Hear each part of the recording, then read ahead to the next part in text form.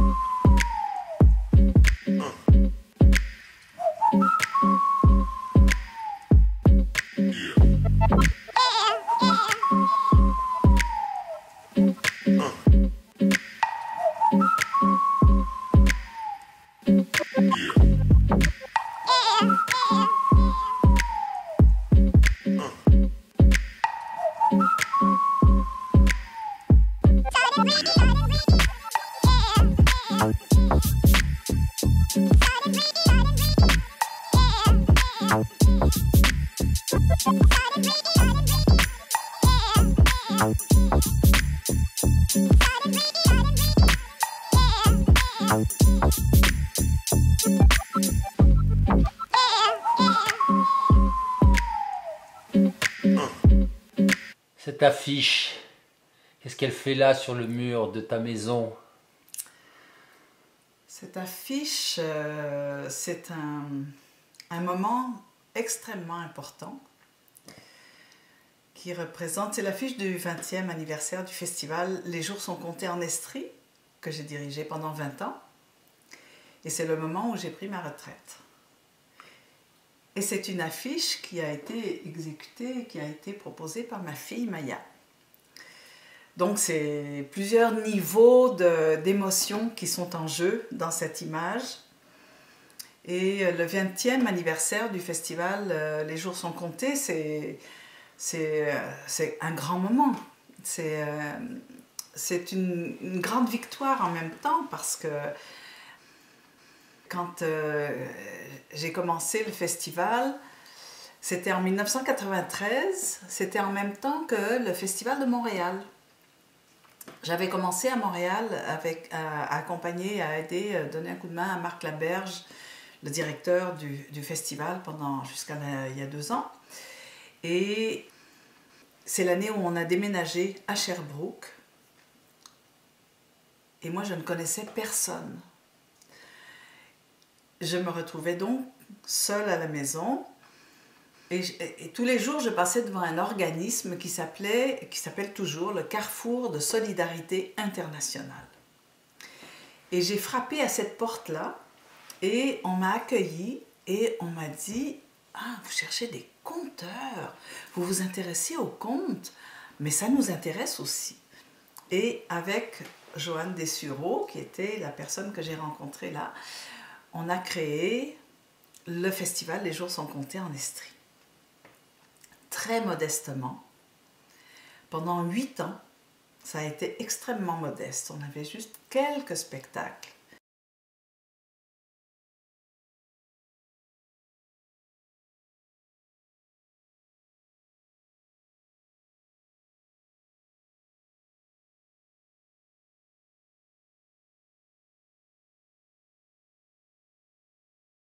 Petronella, en italien c'est Petronilla. Petronella, c'est Petronella van Dijk. Je suis née dans les Pays-Bas, ma Hollande natale. Et mes parents ont émigré en France quand j'avais 3 ans. J'ai vécu pendant 17 ans dans la région parisienne, à Ménil-le-Roi. Mon père était homme à tout faire chez des gens riches, c'est chez le président directeur général de Pathé Cinéma, rien que ça. Et de chez nous, enfin de chez eux plutôt, parce qu'on n'était pas vraiment chez nous, mais on voyait la Tour Eiffel.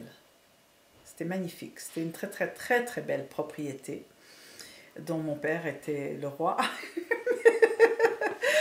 Et j'ai vécu là pendant 15 ans. Les 2 dernières années, je les ai vécues à Paris. Et à Paris, j'ai connu mon premier amoureux, qui était un grand amoureux non seulement de moi, mais aussi du cinéma. Et il avait envie de découvrir le cinéma qui était en train de naître et de se développer à l'Office national du film du Canada, ici à Montréal, au Québec. et il m'a proposé de traverser l'océan. Et j'ai accepté avec plaisir, avec un plaisir double et trouble un peu, parce que j'avais pas encore 21 ans, j'étais pas majeure, il a fallu que je demande la permission à mon père. Mais aussi parce que toutes ces années où j'ai vécu en France, je ne peux pas dire que j'ai pu m'épanouir vraiment. Pas seulement parce que j'étais d'une famille pauvre, que mes parents étaient peu instruits, mais parce que, bien que vraiment clairement européenne, je ne me suis jamais sentie chez moi en France. Je ne me suis jamais sentie vraiment, complètement, franchement, acceptée.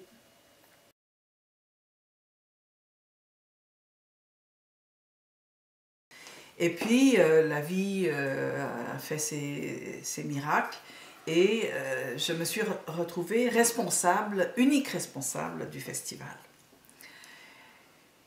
Et là, ça a pris de l'ampleur, de quelques spectacles, on est passé à 12, à 15, à 20. Et là, cet événement-là, pour moi, était comme en même temps un moment de rencontre dans l'année qui était extrêmement lumineux. Et en même temps, je me disais, mais un festival, 10 jours dans l'année, ça veut dire qu'il reste 355 jours dans l'année où on ne parle pas du conte, ça n'a pas de sens. Et donc j'ai créé un organisme qui s'est appelé Production Littorale pendant des années, jusqu'en 2012. On a mis en place des activités assez diverses, c'est-à-dire des activités de diffusion, des spectacles. Et j'ai toujours mis l'emphase d'abord sur les spectacles pour adultes, parce que les 3 préjugés les plus tenaces, c'est « Ah, vous comptez pour les petits, pour les endormir, oui. Vous lisez des livres. Et ah ben, ça doit être drôle. » Bon. Et donc, nous, on a, de tout temps, depuis 1993, on a toujours insisté pour dire « On va essayer de réveiller les adultes avant d'endormir les enfants. »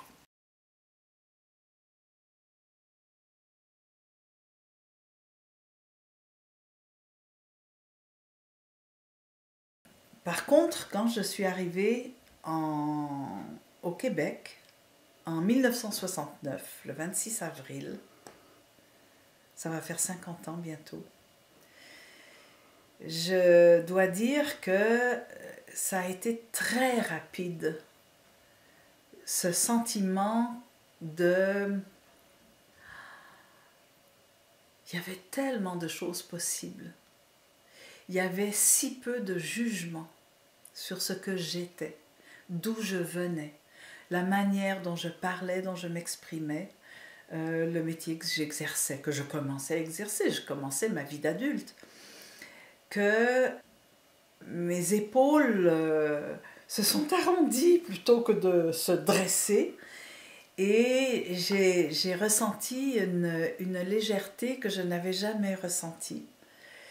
Et j'ai aimé ce pays et ses habitants immédiatement.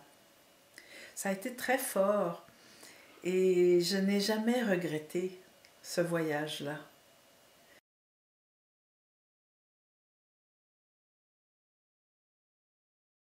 Mais là, on s'est dit, bon, on va quand même aussi offrir des spectacles de contes pour enfants, parce que c'est chouette, les spectacles de contes pour enfants. Et puis qu'est-ce que c'est que le conte? On va essayer de réfléchir un peu à ça. Donc on a commencé à mettre en place aussi des moments de réflexion, notamment avec Christian-Marie Ponce, qui est mon compagnon de vie et qui, au fil de toutes ces années-là, est devenu le penseur, le théoricien du conte dans le milieu du conte au Québec, un peu partout au Québec. Ces moments de réflexion ont amené aussi des procès-verbaux, des rapports, des verbatims, des textes qui ont fait qu'on s'est dit mais c'est trop important ce qui s'est dit là, alors ça serait bien qu'on puisse les partager plus largement.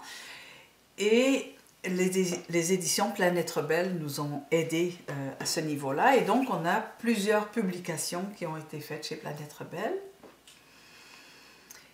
Donc, moi, je donnais des conférences, je donnais des ateliers, et les ateliers de formation, d'abord d'initiation, mais ensuite, bon, il y a Guy Després qui est venu pour un premier atelier d'initiation avancée. Et puis, au fil du temps, les formations ont pris vraiment une place très importante. C'est relatif, bien sûr, parce que c'est des formations de 3 jours, c'est des sauts de puce. Hein. Mais n'empêche que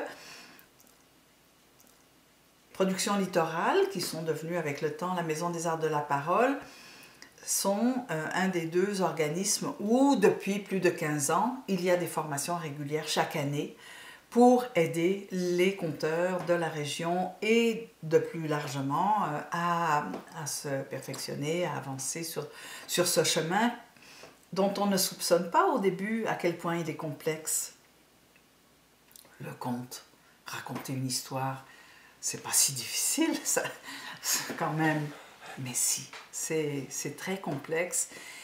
Et cette complexité-là, donc, on a essayé, en toute modestie, en toute simplicité, mais avec vraiment beaucoup de conviction, de se dire quelles sont toutes les façons dont on peut aider et le public et les conteurs à comprendre mieux ce qu'est cette parole qui existe depuis si longtemps et dont on sait si peu.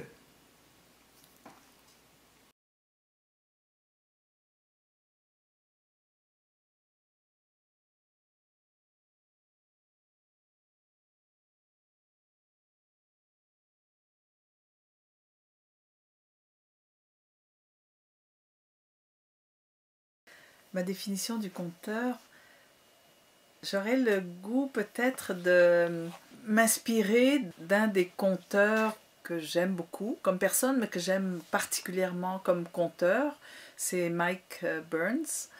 J'aime quand Mike dit « raccourcis-moi le chemin ». Et donc, d'une certaine façon, quand dans ses histoires, les personnages se mettent en marche et ils doivent faire un long voyage à pied, et donc un des personnages dit à l'autre « raccourcis-moi le chemin ». Et en général, l'autre ne comprend pas ce qu'il dit, et en fait, il lui dit « raconte-moi une histoire ». Et le chemin va passer, ça va passer vite. Et donc,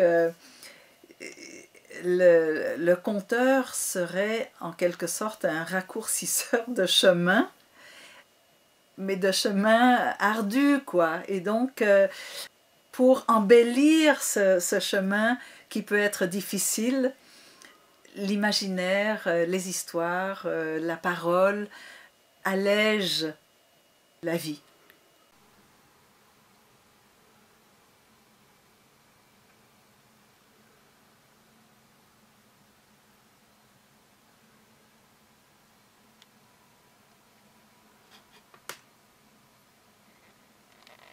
Et Christian a toujours été un soutien absolument inconditionnel dans cette aventure immense que moi j'ai vécue avec très très peu de moyens, mais Christian a été mon mécène perpétuel dans cette aventure-là. Et c'est vrai que sans son soutien et sans sa complicité, sans son amour, mais sans sa sensibilité, sans son affection, sa curiosité pour le conte, pour les conteurs qui ont été très nombreux à venir à la maison, j'aurais jamais pu tenir et poursuivre cette aventure-là du festival de production littorale, des contes toute l'année, des rencontres de réflexion, des publications, des ateliers, etc.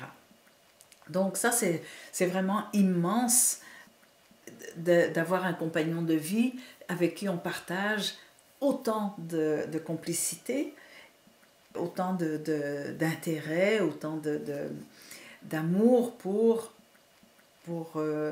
les humains qu'on a rencontrés, pour leurs paroles, pour leur imaginaire, pour leur souci de tout ce que ça représentait.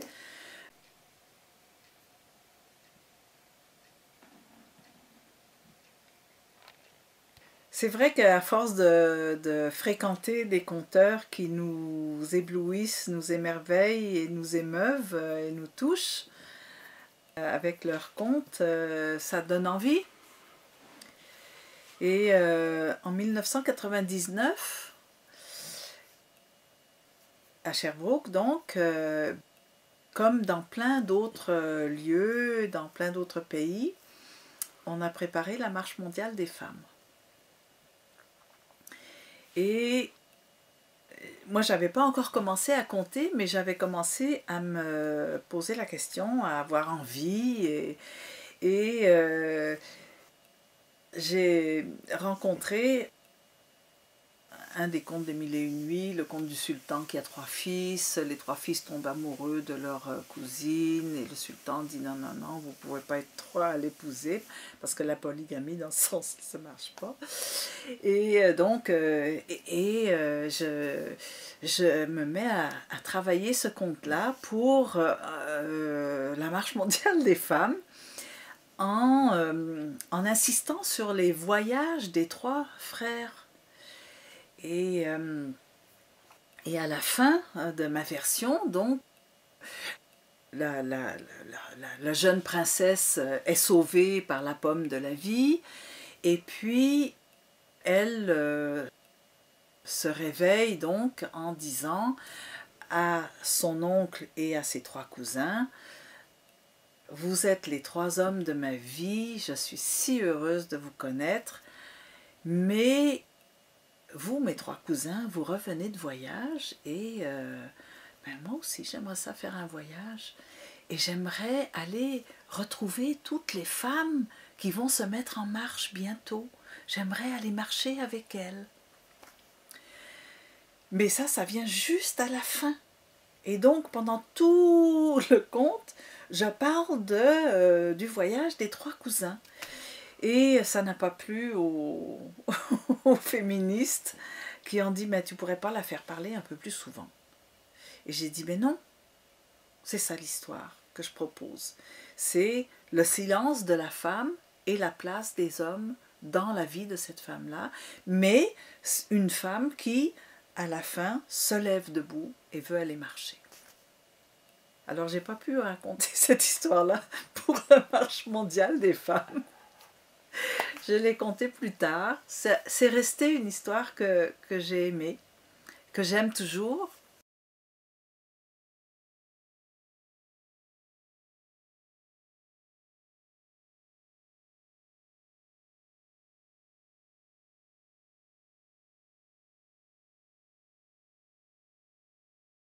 Quand j'avais 10 ans, je rêvais d'être polyglotte.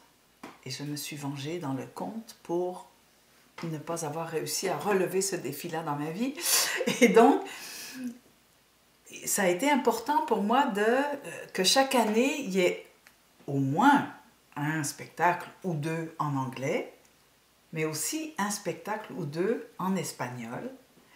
Et j'ai même pendant 2 années de suite proposé un spectacle en 10 langues, sans traduction, juste avec un résumé. C'était magnifique. Et je me souviens de 2 expériences assez particulières. On a eu l'occasion, avec grand bonheur, d'être invité au moins 2 fois à Paroles d'hiver en Bretagne, à l'époque où le festival Paroles d'hiver était dirigé par Éric Prémel.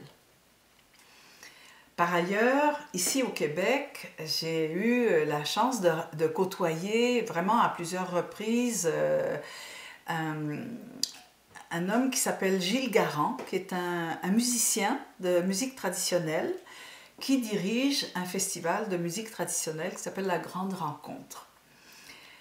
d'écouter un homme comme Éric Prémel, avec son engagement. C'est un homme très, très engagé socialement dans sa pensée et dans sa parole. J'étais extrêmement impressionnée par la manière dont il présentait, lui, le festival Paroles d'hiver. Et pour Gilles Garand, un festival, c'est une université populaire. Et ça m'a marqué beaucoup.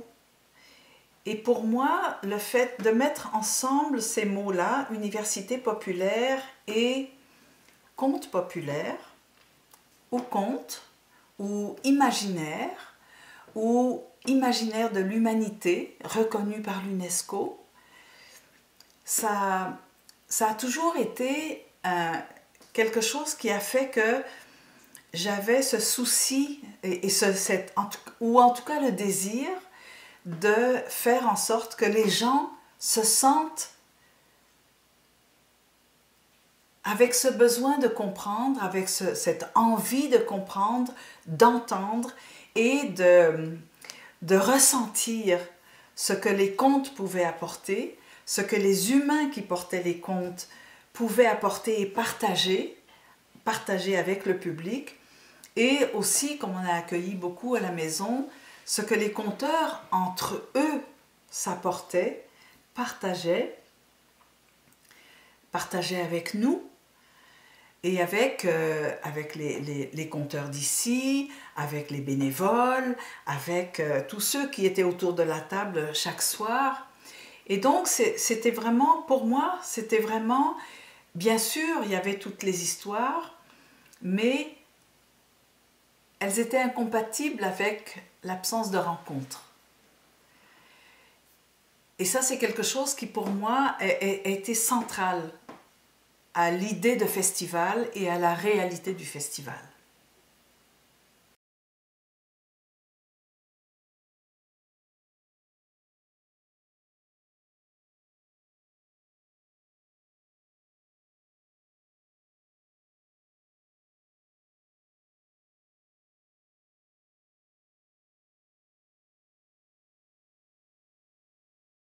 Les différentes sortes d'expériences qui font que, comme conteuse, aimant le conte, comme j'entends le conte de tradition avec ce qu'il implique, le conte merveilleux, principalement avec ce qu'il implique. Alors je dirais qu'il y a deux choses qui me marquent, qui m'étonnent en même temps et qui me font du bien. Deux choses complètement différentes. C'est que, bon, moi je ne suis pas croyante, mais je dirais que j'ai comme trouvé une espèce de foi dans le conte par le biais du mystère.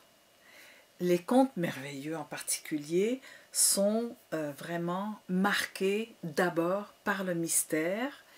Et ça m'a pris du temps, ça m'a pris plusieurs années, mais depuis quelques années, je suis en train de me rendre compte à quel point, dans notre société actuelle, le fait que tout doit être expliqué, tout doit être montré, tout doit être dit, tout doit être fait n'importe comment, mais tout doit être comme ça me blesse profondément. Je suis très mal avec ça. Et le fait que dans les contes, il y ait ces mystères de la vie, de tout ce qu'est la vie, c'est quelque chose qui me fait un bien immense.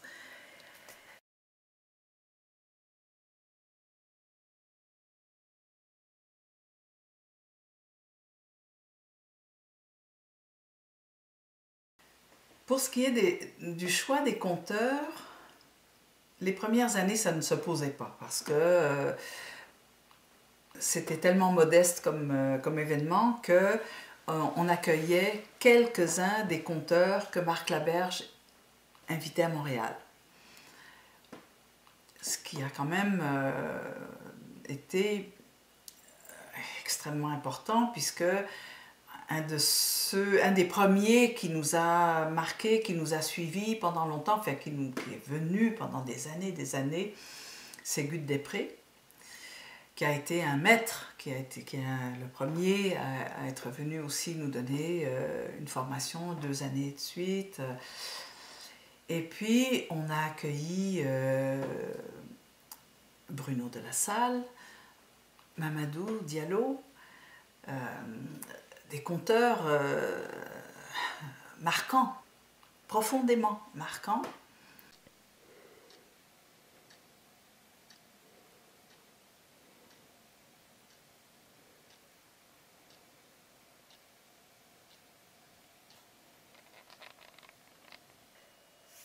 Paradoxalement, en avançant sur mon chemin de conteuse, je me rends compte que je m'éloigne du métier. Du métier, c'est-à-dire de ce que le conte est en train de devenir. Pour moi, le conte était un art de la parole. C'est en train de devenir un art de la scène. Et moi, je ne me sens pas bien du tout sur la scène. Sur une scène, je me sens à 3 km du public, alors que quand je compte pour un groupe de personnes âgées, pour un groupe de familles, pour un groupe de gens dans un petit café, mais dans une forme d'intimité, là je sens vraiment à quel point je peux m'installer dans une histoire, à quel point je peux me laisser émouvoir et me laisser surprendre à chaque fois par elle, et à quel point je peux avoir envie de la partager et de ressentir l'énergie de ces gens-là qui sont à côté de moi, qui sont devant moi, qui sont autour de moi et qui se laissent eux aussi toucher, émouvoir et impressionner par ces histoires-là. Alors c'est comme une position qui n'est pas simple, parce que en ce moment, en tout cas au Québec, c'est comme ça, je pense que c'est comme ça assez en France aussi. Si on veut se prétendre conteur, on doit quand même prétendre à une certaine avancée vers la scène, vers l'éclairage, vers tout ce qui est promotion, marketing et tout ça. Et moi, je ne me sens pas bien du tout là-dedans. J'ai pas l'impression que ce que moi j'espère du conte, ce que moi j'espère partager avec le conte, je puisse le trouver à cette place-là.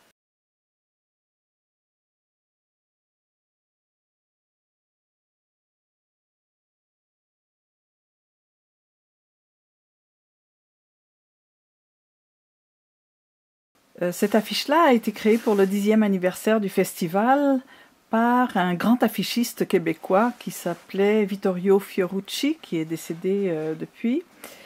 Pour Vittorio, les conteurs étaient des menteurs, comme ça l'est pour nombre de personnes. Et donc il a créé ce Pinocchio. Après ce temps-là, effectivement, il y a plein de gens qui m'ont offert des Pinocchio pour commencer une collection, quoi. Et le fait que Vittorio nous propose ce Pinocchio a fait que, dans le même temps, nous avons créé le concours de menterie qu'on a gardé pendant quelques années.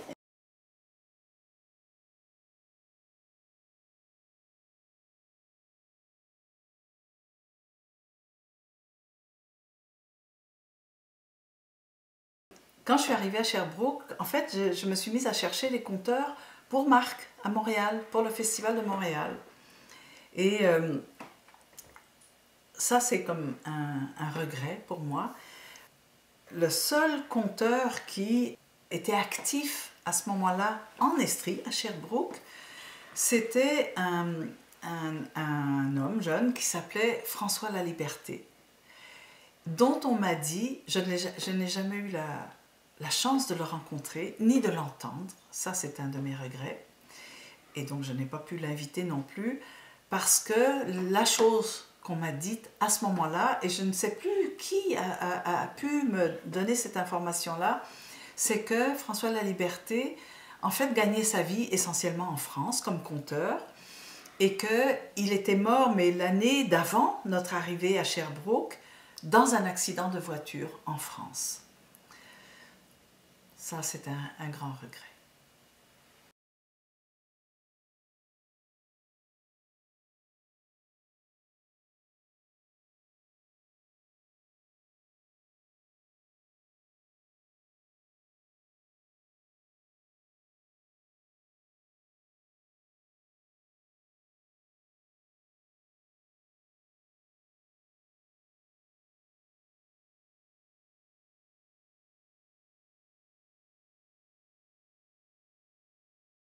Alors j'ai deux contes avec lesquels j'ai des relations intenses. J'ai l'apprenti forgeron, le forgeron du Pont de Pile, qui est un conte que j'aime beaucoup, qui m'émeut beaucoup à cause de la résilience de ce jeune homme qui traverse tant d'épreuves fortes. Mais il y en a un autre qui me touche encore plus et sur lequel je me penche depuis plusieurs années.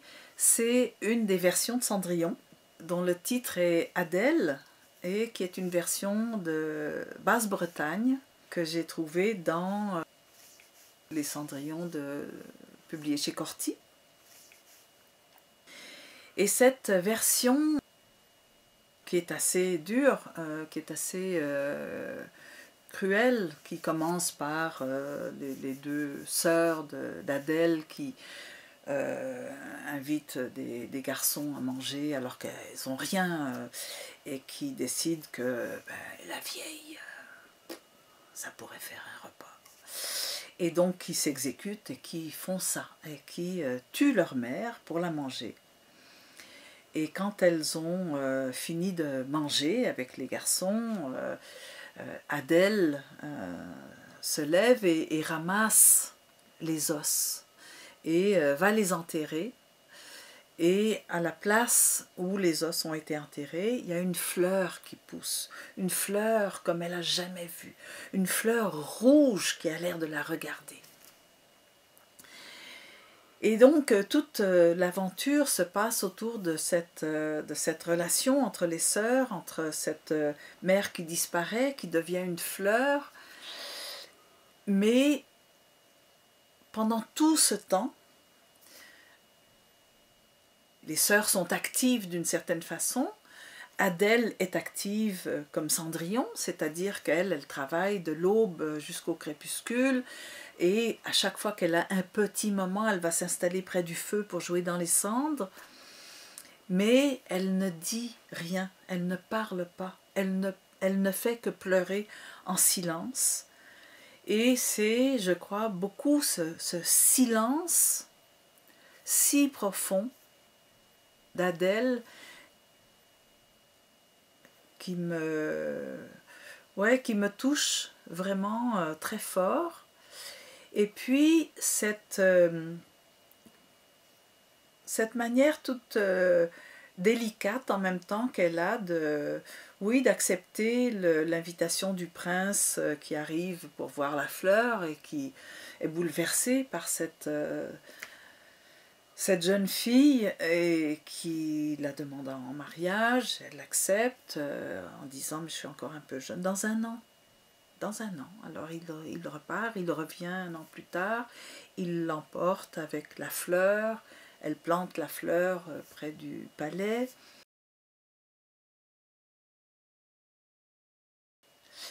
Et tout ce silence si épais, si dense, et ensuite la parole qui arrive, cette fleur, cette mère qui protège l'enfant, qui protège Adèle,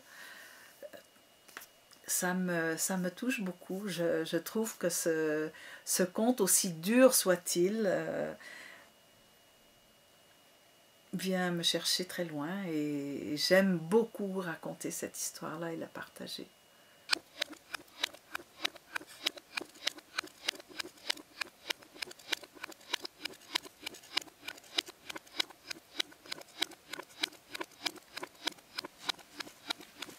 Et j'aime beaucoup le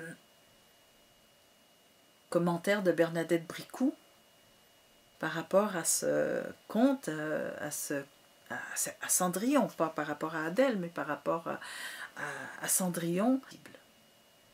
Bernadette Bricou qui dit « Pour nombre de commentateurs, le rêve secret de Cendrillon est synonyme d'aliénation. »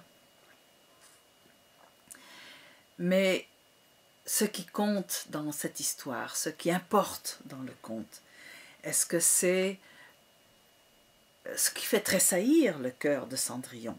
Est-ce que c'est le prince ou est-ce que c'est l'élan qu'il fait naître? Cet élan qui éveille des forces inconnues, qui fait chanter la source et courir le torrent, qui fait battre le cœur des pierres et chuchoter le vent. C'est à la danse de la vie que la pantoufle de Cendrillon nous invite. Il y a en chacun de nous un roi ou une reine que tout le monde ignore, un or que la cendre recouvre, un chant silencieux que la nuit seule entend. Et ce chant nous parle d'un ailleurs, d'un bonheur, ténu, mais possible. Là, tu as appris le texte de Bernadette Bricou et tu le dis comme un poème. Et pour toi, elle arrive au cœur de la vibration du conte. Oui, oui. Et tu te sens en phase complète. Oui, oui. Et depuis, je n'entends plus les sources couler de la même façon. Oui. Comme elle dit, si on fréquente les contes merveilleux de façon assidue, on ne voit plus la nature de la même façon, on n'entend plus le vent chanter de la même façon. Et j'aime beaucoup cette fenêtre qu'elle a ouverte pour moi.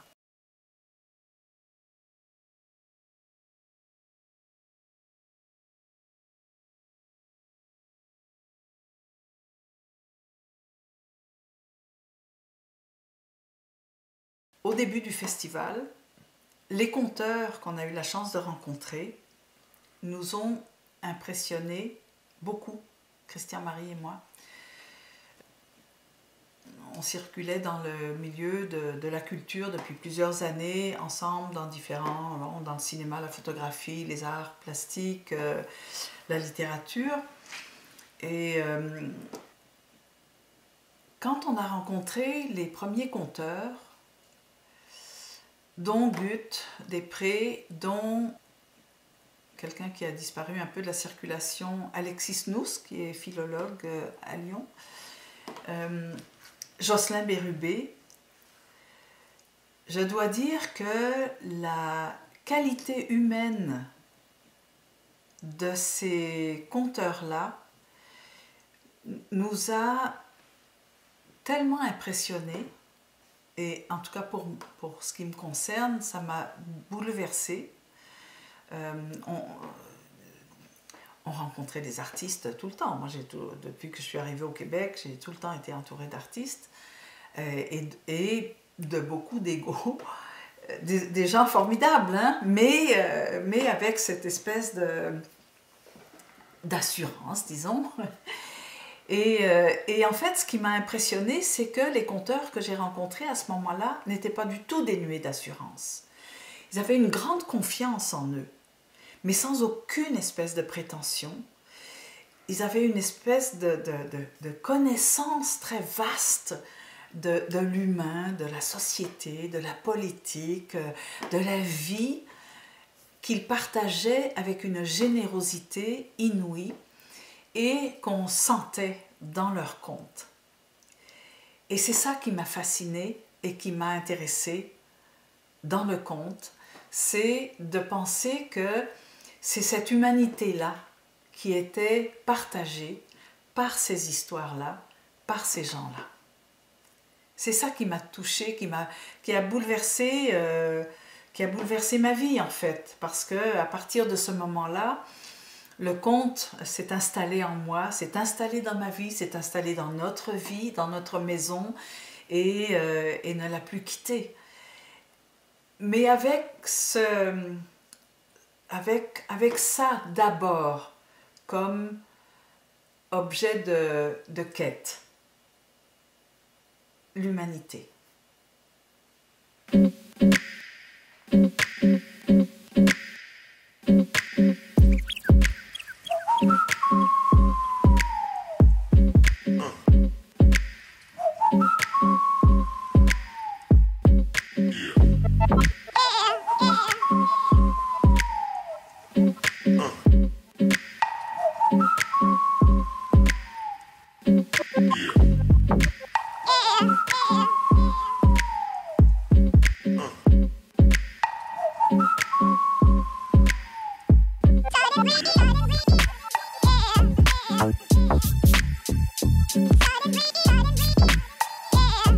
Yeah.